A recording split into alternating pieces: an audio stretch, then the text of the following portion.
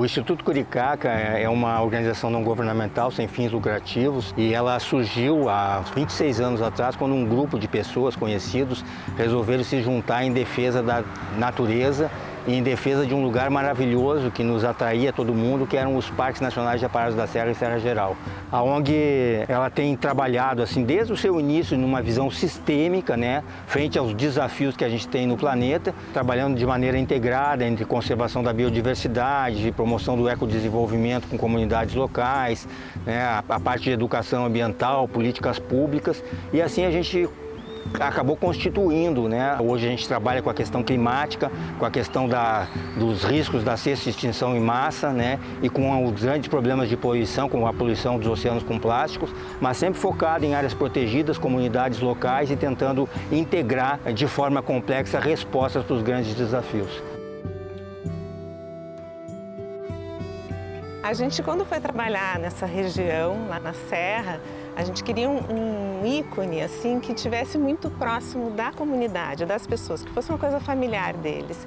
E a gente via muito esse pássaro, que é o curicaca. Então ele nos chamou a atenção a princípio. Depois a gente ficou sabendo que ele também era um pássaro migratório, né? Que ele saía da serra e ia para o mar, que é um pouco a nossa direção, né, de trabalho. A gente começou trabalhando lá nos campos de cima da serra e depois a gente desceu aqui para o litoral.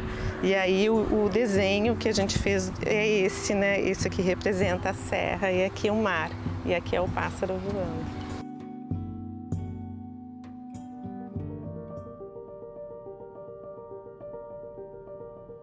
A gente ficou muito feliz quando, de repente, fomos procurados pela Farm, né? A gente recebeu isso aí com grande alegria e vimos uma oportunidade de juntar justamente essa abordagem complexa que a gente tem com os butiazais e com as artesãs, né, da palha de butiá, porque a gente trabalha muito nessa interdependência entre natureza e cultura. Fazendo isso, a gente conseguiu, né, trazer a Farm para esse desafio, que é restaurar os ecossistemas dos butiazais aqui no Rio Grande do Sul, que estão realmente num estado de extinção gravíssimo, e ao mesmo tempo ajudar a salvaguardar essa cultura que está associada ao uso da palha, né, por essas nossas detentoras do saber. Então a gente está com essa parceria com a Farm aí, fazendo, né, preparando o plantio. Isso é uma coisa muito delicada e a gente agradece a sensibilidade da Farm por ter compreendido esse desafio, porque o butiazeiro é uma espécie muito difícil, assim, né? Ela leva na natureza 3 anos para germinar uma semente e a Farm compreendendo isso, nós estamos desde a plantinha pequenininha, né, estamos levando para Porto Alegre, para um laboratório especializado de semente que quebra a dormência e consegue reduzir a germinação para cerca de 30, 40 dias. Depois a gente vai para um outro parceiro onde a gente produz as mudas para depois retornar com essas mudas para cá e junto com as artesãs fazer o plantio. Então é um processo complexo, né? Que só numa parceria que consegue entender essa diversidade de formas de agir a gente está conseguindo avançar. Existe uma relação muito íntima, né, nesse modo de fazer o artesanato com a palha de butiá entre o território dos butiazais e a população que vive aqui, né, que é o território de onde elas retiram matéria-prima para o artesanato, né? Então a gente busca trabalhar com essas duas frentes ao mesmo tempo, né, da conservação do ambiente, né, e a valorização das pessoas. Então a Farm, com esse projeto, ela está trabalhando isso também, né, tanto na recuperação desse ambiente, mas dando essa visibilidade também para essas pessoas, para essas artesãs, né?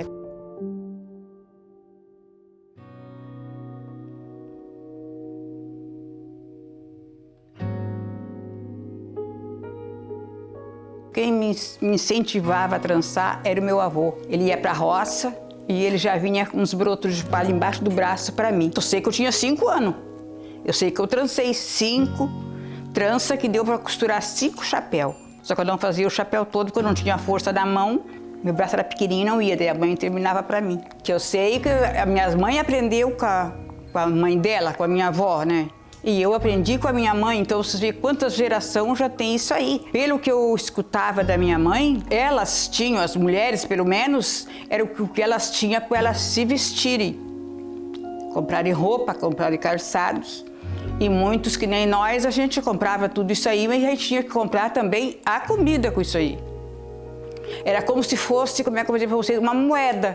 Fazia aquele chapéu, levava lá e dava aquilo ali em troco de coisas. Eu tive uns primos que aprenderam a costurar chapéu, porque eram muito pobrezinhos, aí trançava e costurava para comprar os mantimentos, como eles diziam, para casa, né? A gente levava 2, 3 chapéus, já trazia alguma coisa para comer. Feijão, precisava 4, 5 chapéus. Naquele tempo a gente tinha que fazer muita coisa. Hoje em dia não, hoje em dia a gente pega o dinheiro, vai lá no armazém, compra as coisas. Naquele tempo era tudo a troco de chapéu, tinha que trançava, costurava, levava no armazém e comprava as coisas a troco, que a gente dizia, né? E daquele tempo, o que a gente tinha era isso aí, era a sobrevivência, era aquilo ali. E aí então, o meu avô, como de certo, já era da época dos pais dele lá, né? Então ele me incentivava a me ajudar minha mãe a trabalhar e tanto que ele que me levou na loja com 5 anos para comprar um vestido com os 5 chapéus que eu costurei.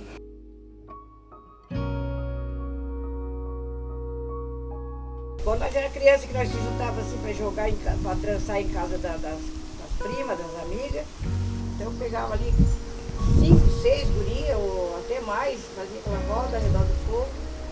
Ficava trançando ali, conversando, contando história. E jogar cotejo. Dava um nozinho na ponta da palha, tirava a palha maior, né? Dava um nozinho, cada um ganhava um. Aí quem emendava o nozinho primeiro é que ganhava, mas eram umas brincadeiras assim que a gente fazia para render a trança, né? Cantando verso, a gente gostava de brincar, né? Morada Cruz, por aqui quero passar. Por aqui eu passarei, uma menina eu deixarei. A da frente ou a de trás, qual dela será? A da frente corre muito, a de trás ficará. E aí passa por aqui, passa por ali, quando é a última ficará. Passa por aqui, passa por ali, que a última ficará. Para mim foi a coisa mais importante que teve, foi isso aí. Mais importante de qualquer serviço que eu trabalhei. É uma coisa que vai se terminando. Por exemplo, isso aqui, se não fosse o senhor Alexandre agora mostrar essas coisas que a gente sabe, não tem mais ninguém que saiba fazer em outras regiões, não, acho que não faz outras culturas, outras coisas, né? Mas a gente aqui, era o patrimônio que a gente fazia, era isso aqui.